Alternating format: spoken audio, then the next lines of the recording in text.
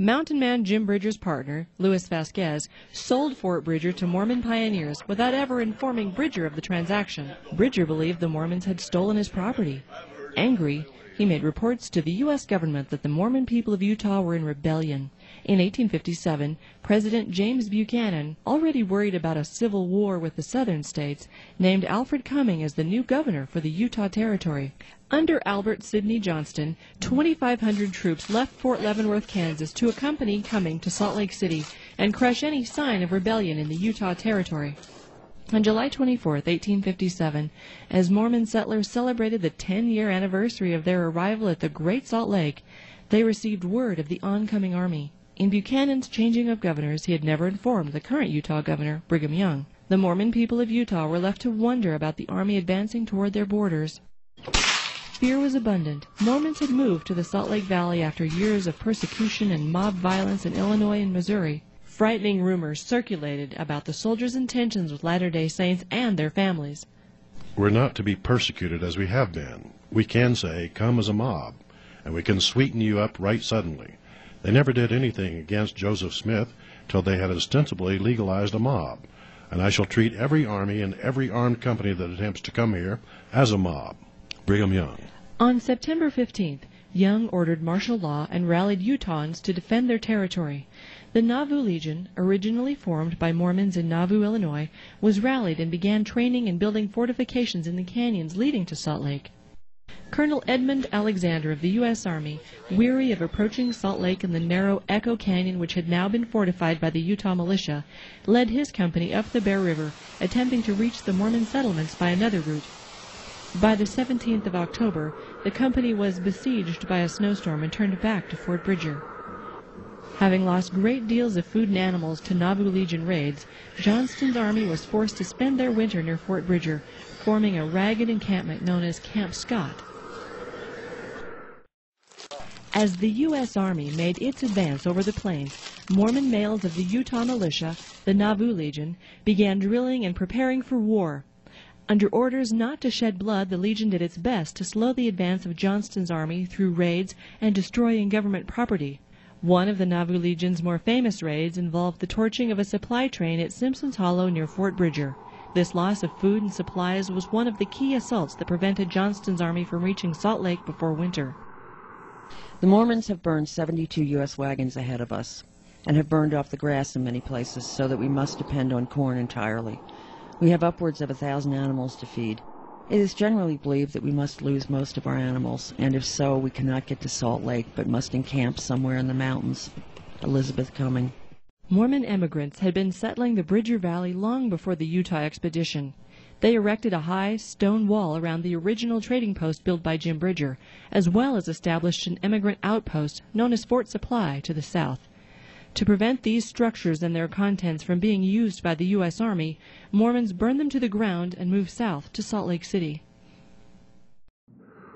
We pitched our tents and bedded down for cold days ahead. Our rations were cut again, and this time in half. We went to bed hungry, got up hungry, and many times stayed hungry all day. The raids led by Mormon militiamen did in fact take their toll. Enlisted men subsisted on 10 ounces of flour a day and 4 ounces of fat pork. Coffee was a luxury given once a week. At one point, Brigham Young sent 800 pounds of salt for the soldiers' use. Johnston refused the salt and sent its deliverers back. The salt was dumped outside of the camp where enlisted men were able to find and use it. It was late in November now, and the weather was getting very cold.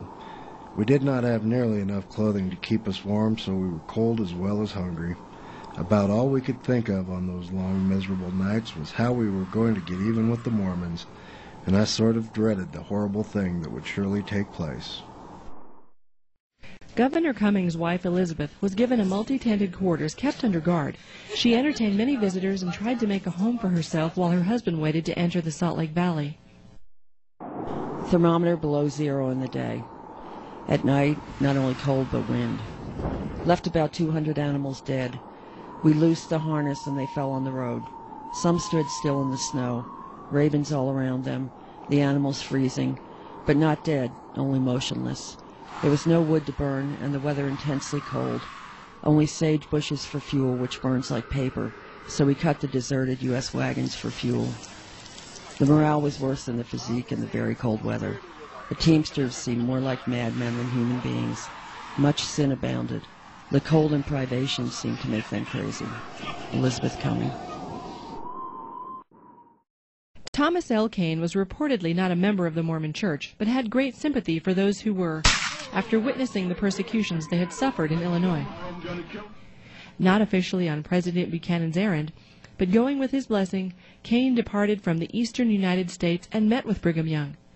After meeting for several days with Young, he continued on to Camp Scott.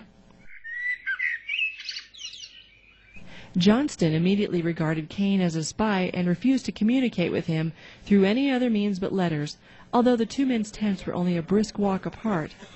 Against Johnston's counsel, Governor Cumming complied with Kane's request to come with him without an army escort to meet Brigham Young in Salt Lake City.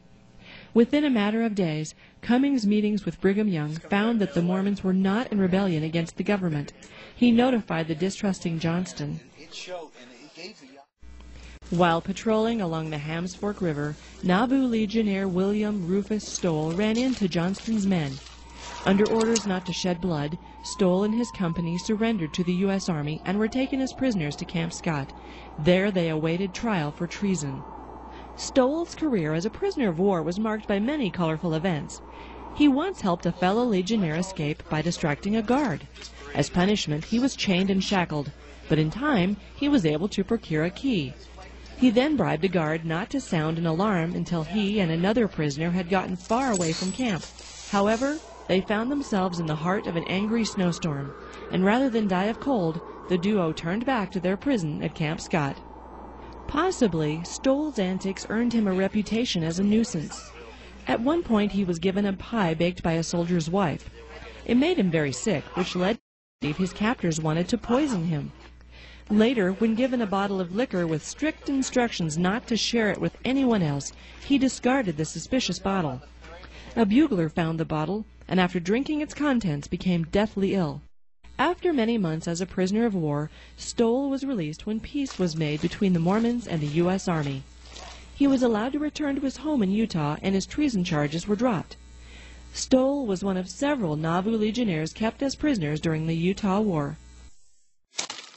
The U.S. Army finally did march into Salt Lake City, only to find that all of its residents had evacuated to more southern Utah towns. We were prepared for some real action, but there wasn't any. It was like a ghost town. The whole place was as silent as a tomb. There was not a soul to be seen, and we marched right through the town without a sign of trouble, but we had a queer but sure feeling that thousands of eyes were watching our every move. The buildings of Salt Lake had been filled with straw so that the entire city could be burned to the ground quickly, should the uneasy peace between the Mormons and soldiers be broken. The Mormons as a community seem peaceable and well-disposed. I have been here several months and have never yet heard noise or oaths in the street by night or by day. It is quiet here as a New England village. I have seen only one Mormon man intoxicated, and that was during a public holiday. And such an industrious community as this that strangers always speak of it with admiration. This is the side that touches us. Elizabeth Cumming. The odd incident known as the Utah War finally came to a close as Mormon evacuees slowly began to return north to Salt Lake, and Johnston's army moved south to establish Camp Floyd. The presence of the U.S. Army remained in Utah even throughout the Civil War, when Union troops were greatly needed on the battlefields of the eastern states. In 1896, Utah finally became a state and was assimilated into the Union. However, for many years, the memory of Camp Scott and the Utah War remained a dark episode in the minds of the U.S. Army and the people of Utah.